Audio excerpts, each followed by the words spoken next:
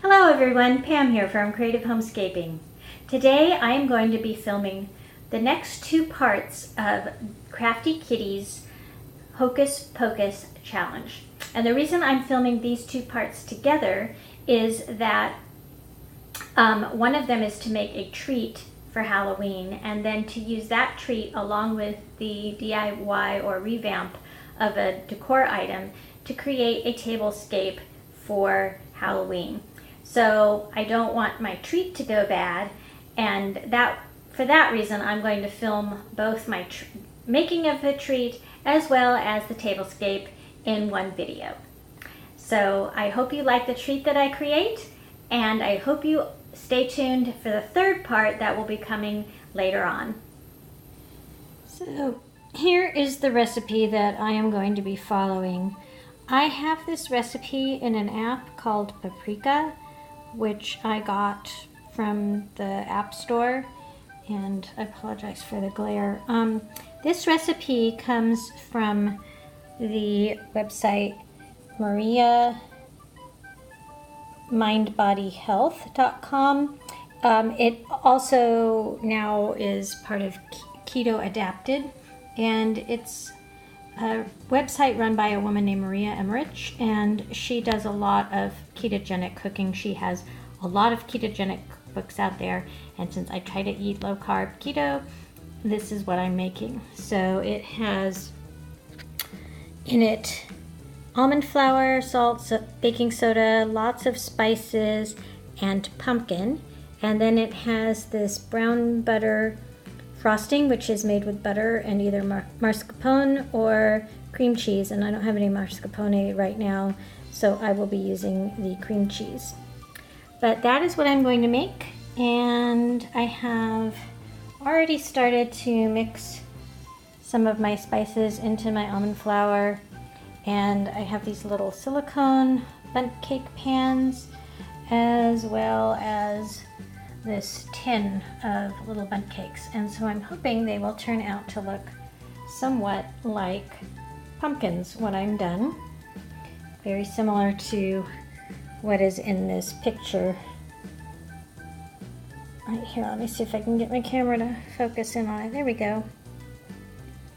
So I am not going to film while I do this, but I will show you what they look like when they come out of the oven before I decorate them, and then what they look like after I've decorated them. One thing I wanted to show you, a little tip, is that if you have these little cake pans like this, little tiny bundt pans, they are very hard to fill. Now I do have in my drawer down here some spoofs of various sizes. I have a smaller one even, and you can use those, or you can use 2 spoons to put them in. Sorry for the noise. But the thing that I have found that works really well is to put the batter into a Ziploc bag, snip a corner off of it about ½ an inch to an inch across, and then you can use it as a giant pastry bag to put the filling, put the cake batter into these little mini bundt pans. Okay, so they just came out of the oven, and some of them stuck a little bit, like this one and this one, but most of them came out just fine. The reason for the color difference is that the darker ones, like this one here, and these, they were in the metal pan, and they got a lot darker on the side that was against the pan. You can see the top is not burnt at all. It's just because I sprayed some coconut oil in the pan, and it made them get a lot darker than the ones that were cooked in the silicone cups, but I needed to use both. If I do this again, I may just go ahead and make muffins out of half of it, just so I can not have them. I actually don't think they're burnt. I think they're just a darker brown here, because they don't feel crispy at all. But I did taste a little bit of this one that was broken, and it tastes really, really good. I made this recipe once before, but I made it in a big bundt pan. This took about 20 to 25 minutes in my oven, which was at 350. And then I have decorated a couple of them using a piping tip. And then a couple of them I've made look like a jack-o'-lantern face. So I hope you like my treat. Of course, you could always make your treat non-low carb if you are not following that type of diet, but I had a lot of people who seemed interested in my spiced pecan recipe that I shared, and I know that there are a lot of people out there who are trying to eat with less sugar in their diet.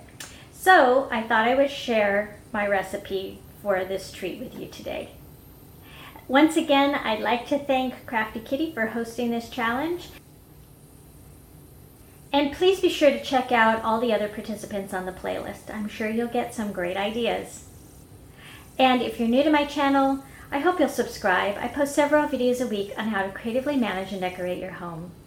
I look forward to seeing all of you next time. Thanks again for watching. Take care and bye-bye.